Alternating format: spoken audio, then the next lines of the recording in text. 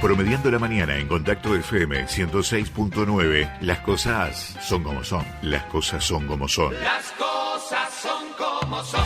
Este es un espacio de periodismo crítico de temas que atañen a nuestra sociedad. Conduce Rodolfo Villarreal. Las cosas son como son. Usted tiene su participación directa a través del 472-37666 o a través del WhatsApp 099 24 24 24. Las cosas son como son. En Contacto FM. Y a partir de este momento... Pero te ves bárbara. Pero mirá, se está acomodando el pelo. Se ve bárbara. Bueno, buenos días, Carolina Cosa. Bienvenida. ¿Qué tal? ¿Cómo están? Bien, Carolina. Un gusto tenerte aquí nuevamente. Conversamos en la etapa del referéndum. ¿Verdad?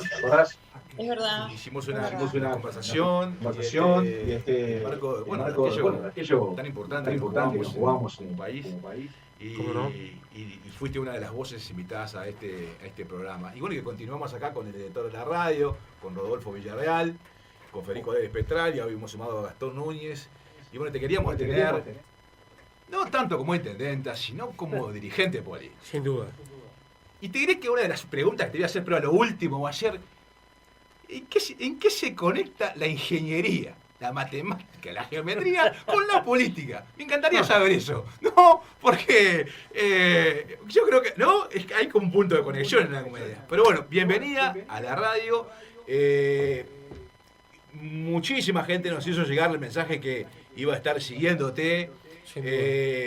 Y ya arrancamos Vamos a arrancar rápido con las preguntas, ¿le parece, compañero? Le mandamos un saludo desde Rocha, de Wilson y toda la barra de ediles de aquella zona.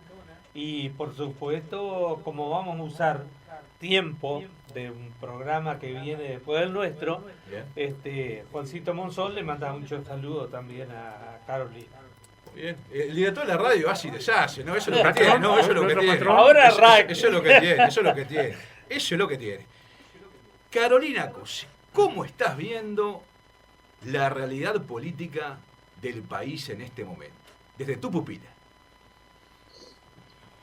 Bueno, desde mi pupila tengo múltiples. La verdad es difícil contestar una sola cosa. Me preocupa.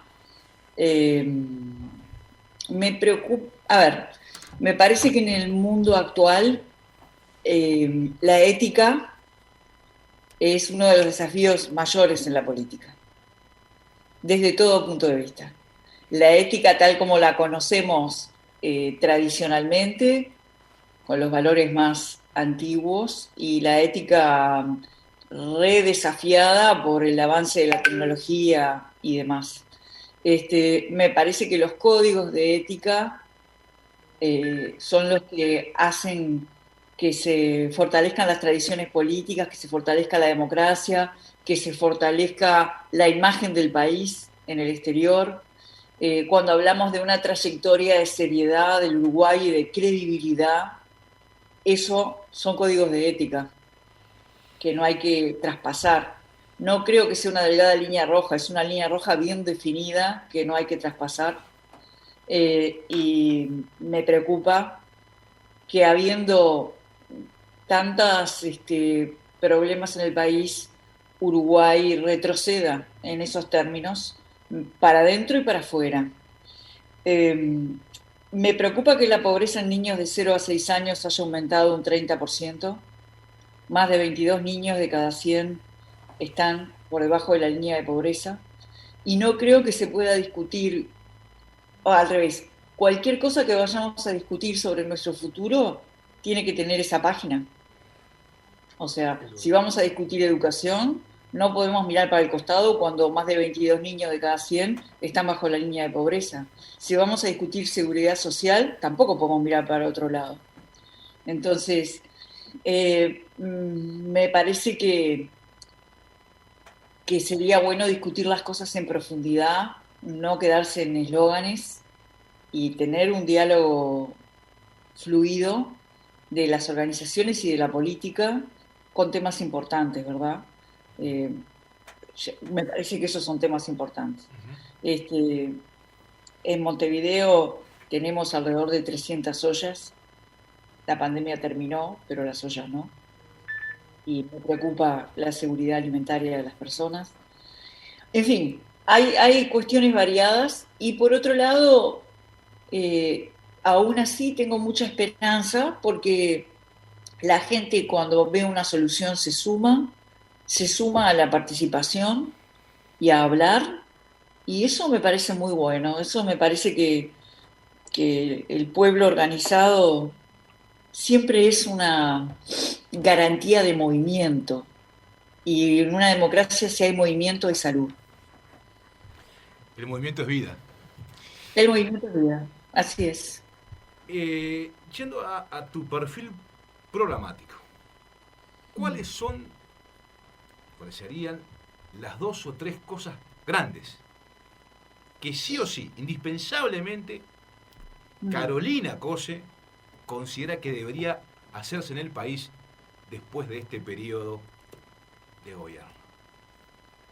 Qué pregunta tan pícara esa. Los abogados a veces tenemos eso, Carolina. Los abogados tenemos eso. Está bien, está bien. Bueno, pensando en un aporte al programa del Frente Amplio, primero quiero decir un tema general. Me parece que el Frente está haciendo algo muy bien, que es el Frente Te Escucha. Muy bien.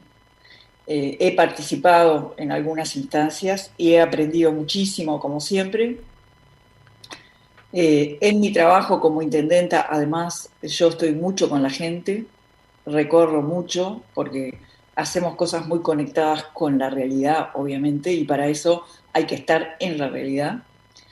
Así que desde un punto de vista político, el Frente Te Escucha me parece que es una excelente iniciativa, que tiene una lectura que es que el Frente se pone en una posición de escuchar con humildad, pero tiene otra que es que la gente está hablando. Y por eso me refería al movimiento en la conversación anterior. La gente está hablando y está aportando valor. No hay una entrevista del Frente Te Escucha con la que uno no salga sabiendo algo más, con algo que no había pensado, con algo que no sabía, y eso es muy bueno. Yo pienso que esta cantidad de información que se está sistematizando y se va a procesar nos va a servir en el Frente Amplio como un insumo muy importante para la elaboración del programa de gobierno.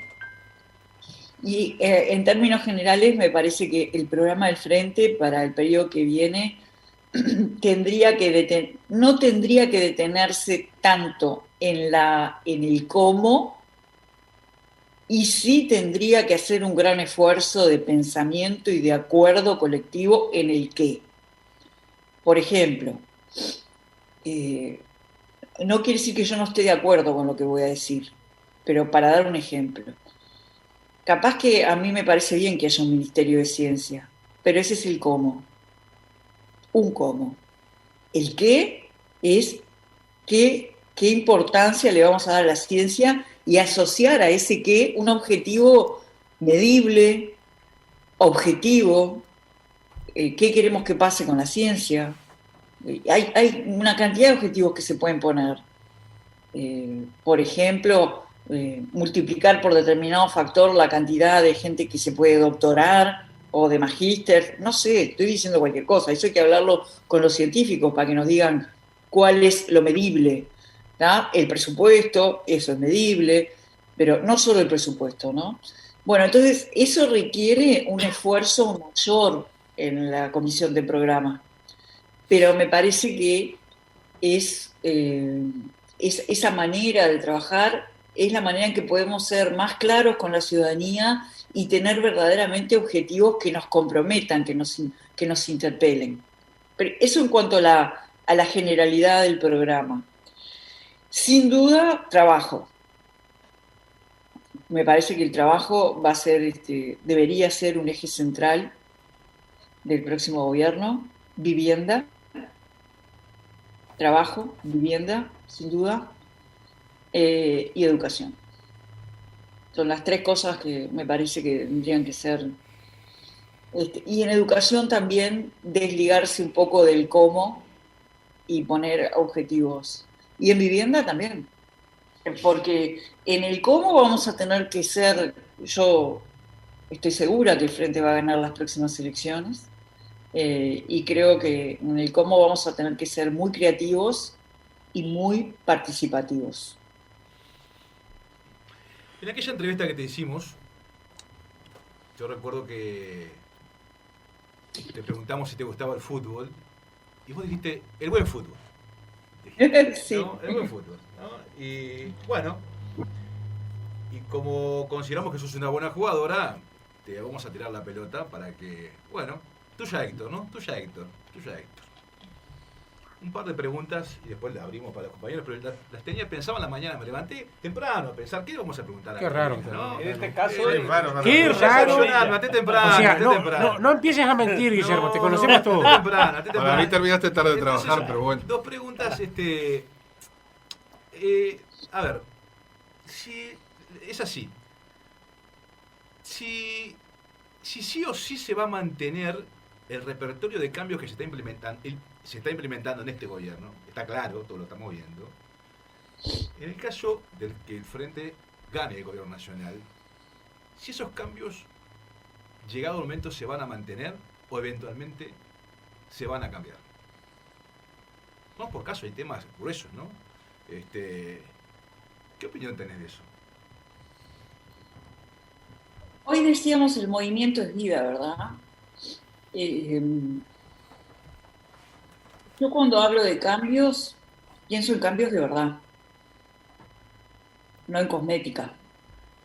Y cambios para mejorar la vida de las personas, pero la vida en sociedad, para mejorar las capacidades del país, para dejar pronto un país en el que sea bueno nacer, que sea bueno ser joven, que sea bueno ser viejo, que sea bueno vivir, ¿no? Eso es un cambio para mí, ¿no?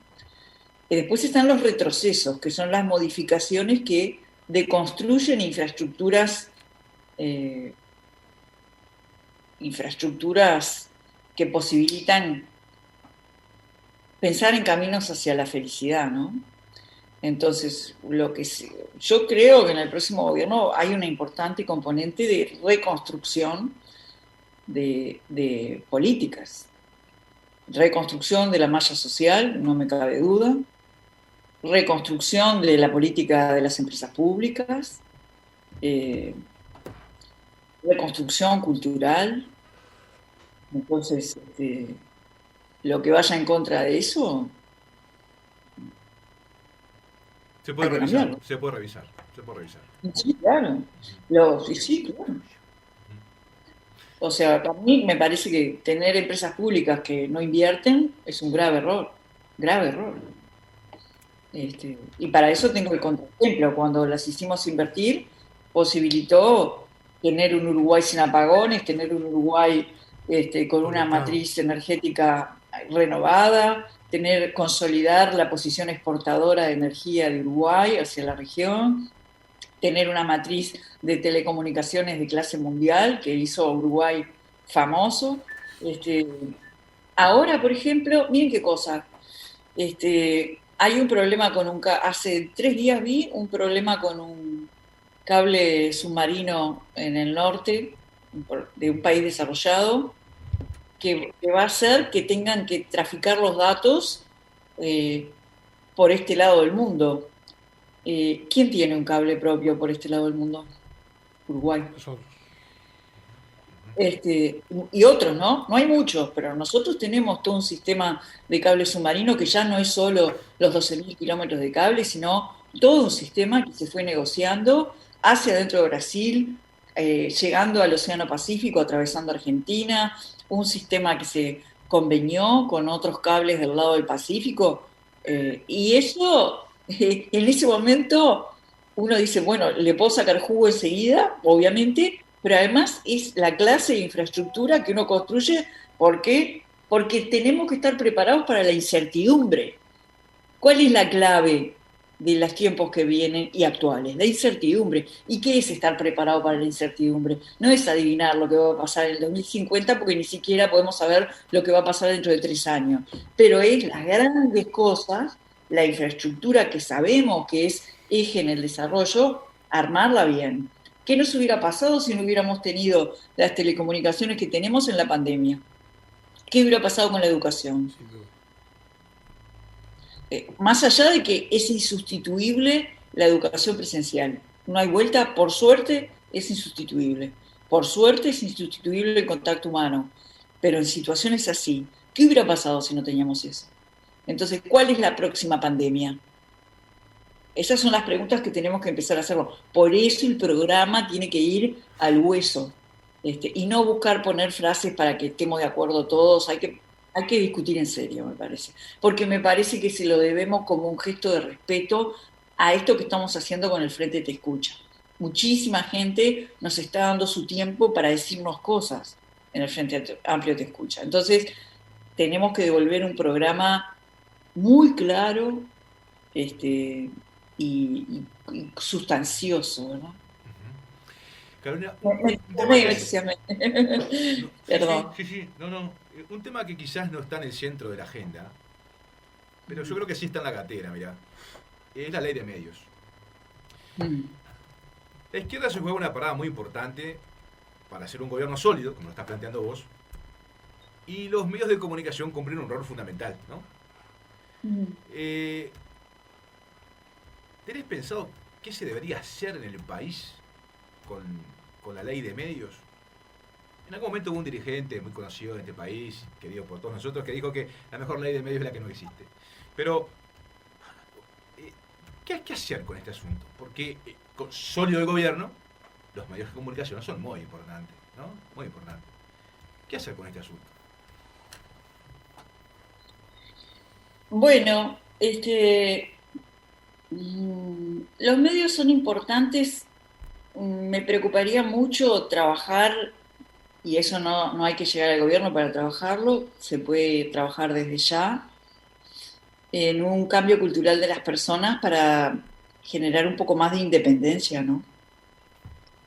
Me preocupa mucho más que la comunicación de una ciudad recaiga solo en una forma de comunicación.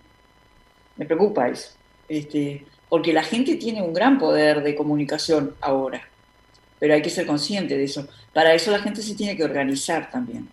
Ese es un factor que no lo separaría. Y capaz que hay que discutir las cosas con más profundidad, con más participación, porque si no, para las personas es un tema lejano.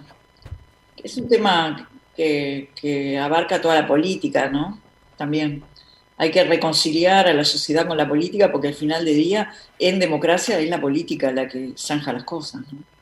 Entonces, creo que quizás habría que conversar más con la ciudadanía y también trabajar más entre nosotros los uruguayos, las uruguayas, en este asunto de que hoy tenemos un gran poder de comunicación cada uno de nosotros.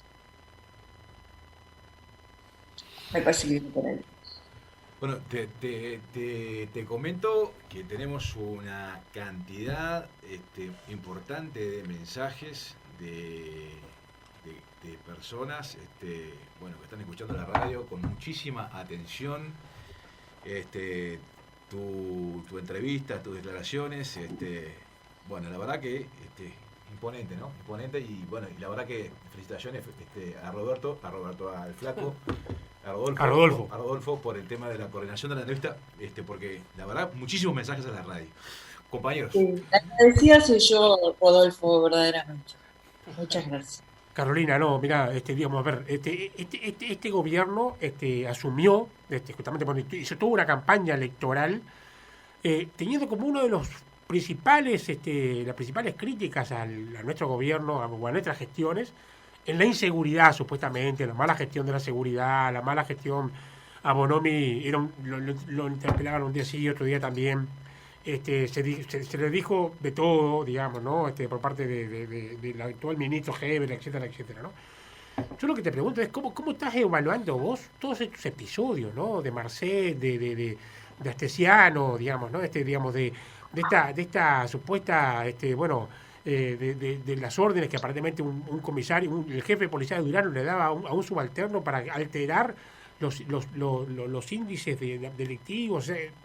todo este desmanejo que existe en el tema de seguridad, que para todos creo que es un tema sumamente importante, porque hace a la sensibilidad de la gente, hace a la vida, a todo, digamos, ¿no? Yo creo que es un tema no menor, ¿no? Pero que, indudablemente, vinieron diciendo que lo sabían hacer, vinieron diciendo que habíamos hecho todo mal, y resulta que hoy nos estamos encontrando con una sorpresa. Cada día nos encontramos una sorpresa peor, ¿no? No sé qué opinión tienes tú de la gestión del gobierno en ese aspecto. Bueno, sí, por eso al principio cuando me preguntaban qué opinaba de la situación del país, lo primero que dije fue Exacto. la ética política. Exacto. Sí, me preocupa mucho. Me parece, la verdad es vergonzante y es preocupante por las consecuencias que tiene para Uruguay, y porque me parece que atraviesa todas las líneas de la ética. Me preocupa. Y me preocupa que eso se da en el marco, además, de lo que hablábamos, ¿no? De 0 a 6 años la pobreza aumentando un 30%, la gente todavía comiendo en ollas populares, la falta de trabajo, un PIB, un PBI que aumenta en el entorno del 3% y un salario real que baja en el entorno de un 2-3%. O sea, la economía crece y el poder adquisitivo de las personas baja, o sea, no se está distribuyendo notoriamente. Ya sabemos que el derrame no existe, la prueba está a la vista. Entonces, en ese marco, además, me preocupa más. Por supuesto. Y me parece que es un tema que no le hace bien para nada a Uruguay, independientemente de partidos políticos. Sin duda. No le hace bien como una lección a los jóvenes que están mirando la política. No es un buen ejemplo, sin duda. Y no nos hace bien en la imagen de Uruguay en el exterior. Los pasaportes de Uruguay acaban de perder un gran valor. Total. Total. Cuando la gente viaje y ponga el pasaporte uruguayo, lo van a revisar hasta el perfil, porque se ha depreciado la seriedad del documento, ¿verdad? Y me parece, pasa desapercibido, pero también la senadora Nane había hecho un pedido de informes hace tiempo y se le contestó que 80.000, se había sido hackeada la base de datos de 80.000 personas. O sea, me parece... Sí. Ay, perdón. No hay problema. Bien, Gastón. perdón. No, Carolina, a veces nos pasa a los que hacemos matemática, en mi caso lateralmente a través de la estadística, en tu caso más a través de la ingeniería, de que se nos tilda de cuadriculados, muy, digamos, demasiado estandarizado. Lo cual, en realidad, a veces después uno mira la aplicación de ciertos, también me compete en la general de la ley, porque soy economista, la aplicación de ciertas ciencias sociales, y a uno le da pavor, ¿no? Yo recuerdo, y vos lo recordarás muy bien, un ministro de Economía de muy nefasta memoria en este país, que dijo, un mes antes de ser eyectado de su cargo, si la realidad no se amolda al modelo, peor para la realidad. Se llamaba Alberto Bención, y por suerte después tuvimos un ministro de Economía que hacía política económica, y no solo economía, solo desde el punto de vista de mi modelo y nada más. Y ahora, vos hoy hablabas de las cifras de pobreza, recordar que cuando el Frente Amplio empezó, los 15 años de gobierno, había, no me acuerdo quién era quien que tenía esa frase acuñada, pero muy, muy concreta, en realidad, que decía que 1 de cada 2 niños era pobre y 2 de cada 3 niños, perdón, de que 1 de cada 2 niños era pobre y que 2 de cada 3 pobres era niño, lo cual era demencial, ¿no? Y volvemos a ir en esa línea de incremento, en el caso del 30%. Y tenemos al artífice de política económica, en realidad al economista Alfi, diciendo, en realidad, primero no aceptando que hay un aumento, en realidad que es estadísticamente significativo en el caso de la pobreza infantil en particular, lo peor. Lo mismo que ellos aparte metodológicamente de manera erradísima salieron a decir que había bajado el año pasado cuando se demostró a la larga con los números consolidados que no fue así, pero aparte diciendo que en realidad no tiene explicación. Y me hizo acordar muchísimo a Bención. ¿Por qué? Porque básicamente no tiene explicación, porque en su modelo, en función de las medidas que tomaron, no puede haber ese efecto, y sin embargo está presente. Por lo tanto, está claro que lo que le está diciendo la realidad, y el ciencias sociales mucho más, es en realidad que están errando por ese lado. ¿Cómo visualizás en particular vos que te toca gobernar el área más populosa, más densamente poblada de el Uruguay, y el área claramente mayormente afectada claro, por estos hechos, en realidad lo que está pasando, en realidad, y cómo aparte visualizar lo increíble de la respuesta que se tiene, que a las personas que se organizan para intentar paliar ese problema, en realidad lo que se les exige es que poco más que sean la centralidad de toda la información del país, retirando el Estado aparte de sus roles centrales. Bueno, mirá, sí, yo creo que de Galileo Galilei para acá es lo más científico que se puede decir, que lo que manda es el modelo, lo que manda es la realidad, sin duda. El criterio científico de elaboración de las cosas es la realidad, la práctica. Entonces, en Montevideo hemos tratado de desplegar nuestro gobierno, cumpliendo el programa del Frente Amplio, alrededor de 3 ejes, que son equidad, diferenciación y evidencia. O sea, lograr equidad en los distintos campos de acción, desplegando políticas diferenciadas, o sea, no atarnos a que tenemos que hacer la misma medida en todos los barrios, tenemos que hacer medidas adecuadas a cada realidad, casi a cada esquina, para lograr el mismo resultado en todo Montevideo. O sea, equidad con diferenciación y gobernar en base a evidencia. O sea, que si tenemos que cambiar algo, lo cambiamos. O sea, que cada cosa la medimos. Esa es nuestra manera de gobernar. Nos hemos pasado abriendo información, abriendo datos, publicando mapas de calor de los distintos aspectos de nuestro gobierno y con un observatorio de datos abiertos de Montevideo que está en crecimiento y que, bueno, a lo largo de este año y del que viene va a empezar a presentar mucha más información de la que ya tiene, de cómo están yendo las cosas. Y no nos importa si nos da mal esa información, o sea, no tenemos vergüenza de que un dato nos dé mal, porque eso nos da un insumo para cambiar, pero nos da un insumo objetivo, no un parecer, no una opinión.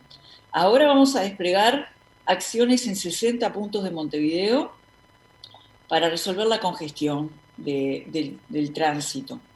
¿Y cómo llegamos a esos 60 puntos? Porque consolidamos la información que tenemos en el sistema de transporte metropolitano, con la información que nos da Waze, con la información que nos da 400 sensores que tenemos en distintos puntos de la ciudad. Y con eso hemos logrado un mapa de calor, que es público, lo puede ver la ciudadanía, está en nuestro observatorio, y que nos da en distintos horarios y en distintas zonas el estado de congestión. Y en base a eso hemos aplicado ingeniería para hacer microingeniería en distintos lugares para lograr un tránsito fluido. En vías voy a estar presentando con el equipo algunas medidas que vamos a llevar adelante en Tres Cruces, en lo que es Boulevard y Rivera, por ahí también, para poner un ejemplo, ¿verdad? Entonces, para nosotros es gobernar en base a evidencia y generar información, porque eso también eleva la clase de diálogo que se tiene con la ciudadanía. Lo eleva, porque pasamos a discutir otras cosas, y no, a mí me parece que... ¿Y también lo aplicaste, Carolina, o lo estás aplicando en términos de la política pública que está llevando adelante tu gobierno, también para los temas sociales y para los temas de gestión de residuos? Eso para mí quiero felicitarte, porque la verdad, yo que siempre fui muy crítico de cómo lo hemos llevado adelante, creo que en realidad es la primera vez que yo digo que por lo menos veo que, por lo menos no, veo que estás teniendo un resultado muy bueno en un problema que es claramente estructural y de absolutamente difícil resolución. Sí, ahí estamos haciendo un trabajo con un equipo muy grande y la ciudadanía, nosotros estamos tratando de profundizar el concepto de participación. Por ejemplo, tenemos un WhatsApp en que si hay un contenedor desbordado, la gente nos manda la foto y la ubicación y en un promedio de 2 horas se limpia. Con esa información construimos mapas de calor que son públicos. Entonces, los ciudadanos se están convirtiendo en agentes ambientales. Yo no lo siento como un reclamo, nos están ayudando. ¿Y sabes quién va a limpiar ahí? Gente que antes eran hurgadores, que pasaron a ser clasificadores y que ahora tienen un trabajo con su motocarro, están formalizados. Entonces también hemos incorporado el concepto de inclusión social en un trabajo genuino ambiental. Quiere decir que lo que era parte del problema pasa a ser parte de la solución. Y la ciudadanía está siendo parte de la solución también. Entonces, sí, la verdad que estamos atacando el tema del ambiente por todos los flancos, y lo estamos mostrando los mapas de recolección, ya no hay problemas en la recolección, y por lo tanto eso nos permite, como cuando uno limpia la maleza, ¿verdad? Bueno, no hay problemas en la recolección, te lo estoy mostrando con los mapas de la recolección. Entonces, lo que aparece son otros problemas, ¿verdad? Si sacás la maleza, aparece la realidad de la tierra. Entonces, ahí, bueno, es lo que estamos trabajando y por eso vamos con las plazas sin papeleras. En Montevideo hay plazas hermosas que tienen papeleras que aparecen como un florero de basura. ¿Por qué? Si hay un contenedor cerca. Entonces lo que hacemos, nosotros podríamos poner gente a limpiar la papelera, pero dijimos, vamos a sacarla. Y entonces probamos, ¿qué hicimos? Gobernar en base a evidencia. Probamos en 5 plazas, pusimos un equipo móvil de limpieza ahí, de paso generamos trabajo, un equipo pequeño, con una escoba y un carrito pequeño, un equipo de 2 personas.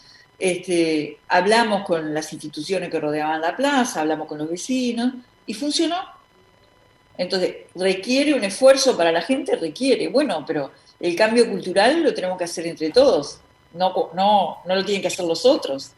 Y ahora vamos a sacar las papeleras como de 200 plazas. Entonces, medimos, funciona, seguimos.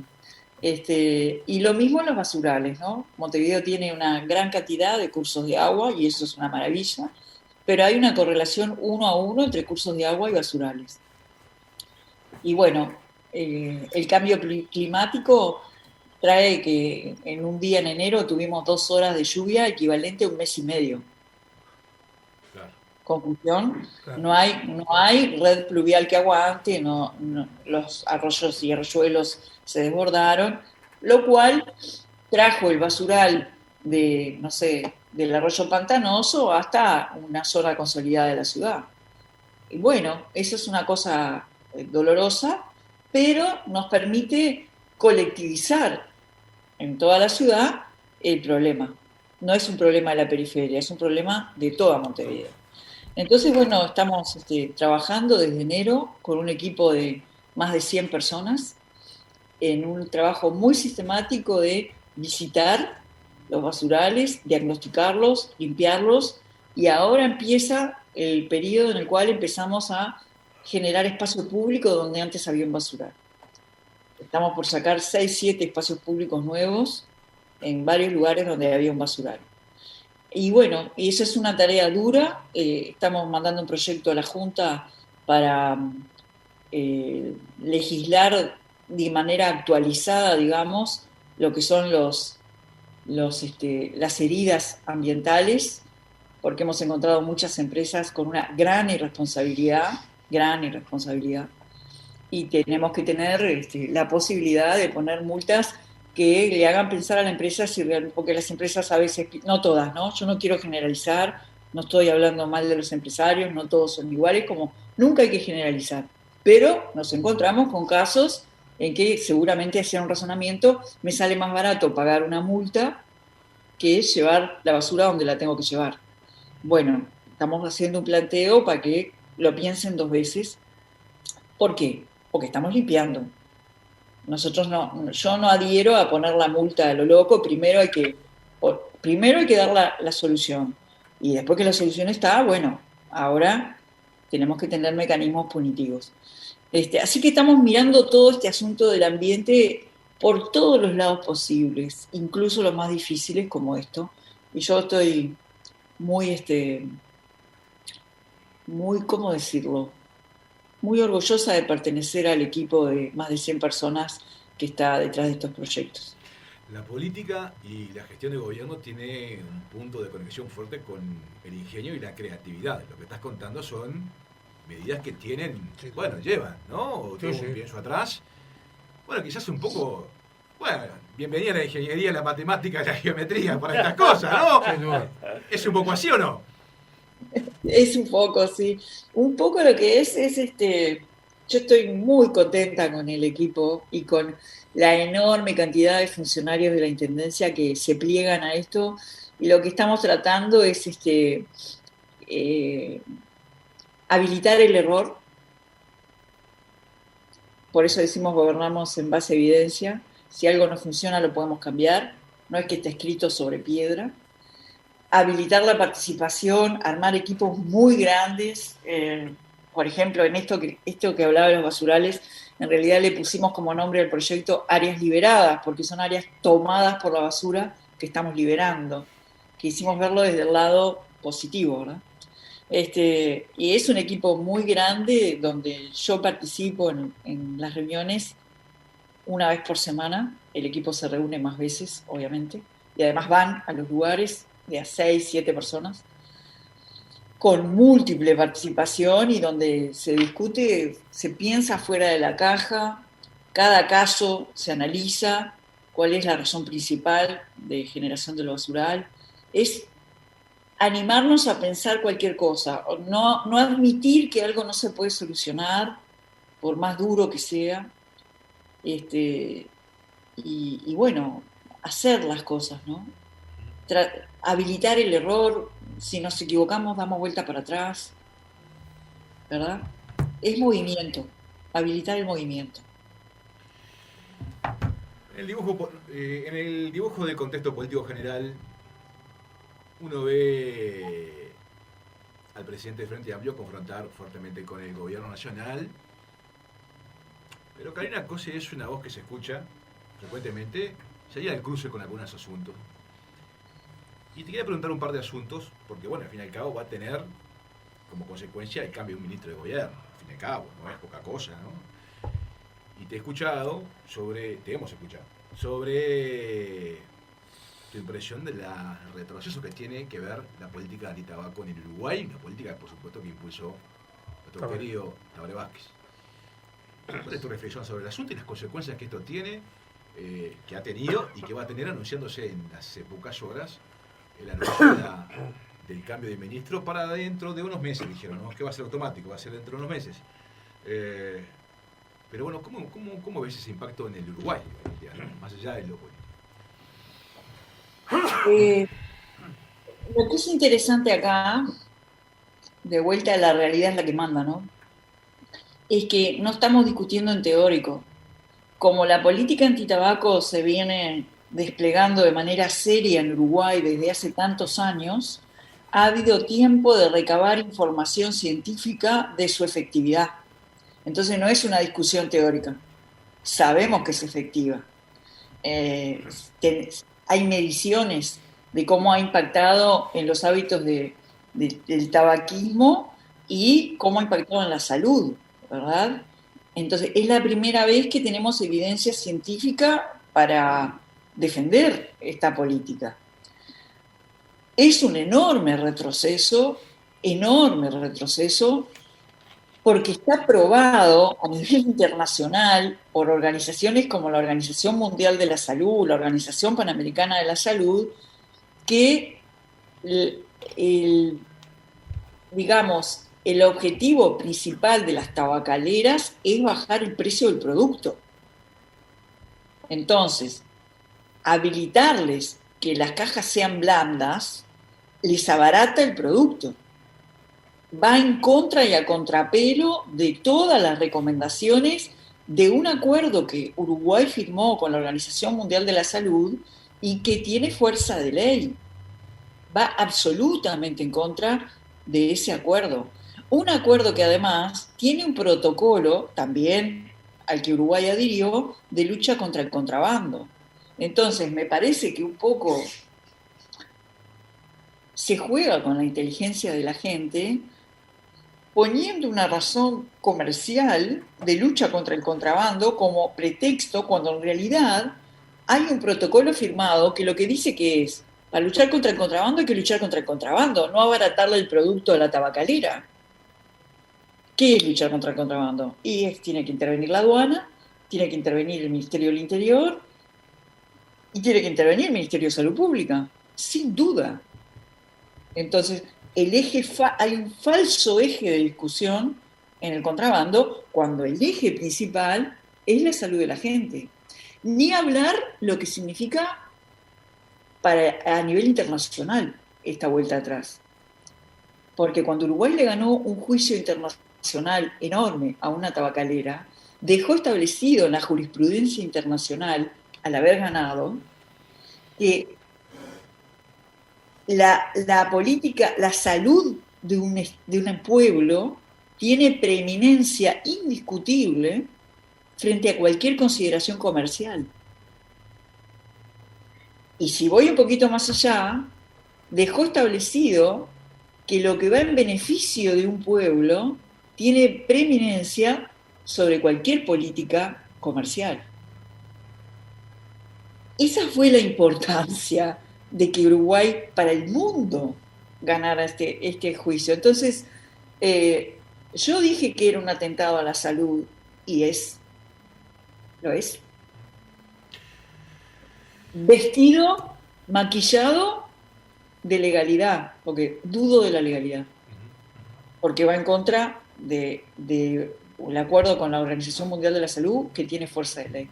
Pero me parece muy, muy grave, y lo he dicho y lo seguiré diciendo. También pasa que con este manejo, bueno, en realidad pasó eso que es gravísimo y ahora están pasando otras cosas que son gravísimas también. Entonces al final es como por eso yo lamento tener que expresarme así. A mí me da dolor expresarme así de cosas que están pasando en nuestra patria, ¿no? Pero a veces parece como Alicia en el País de las Maravillas, que estamos de un disparate a otro.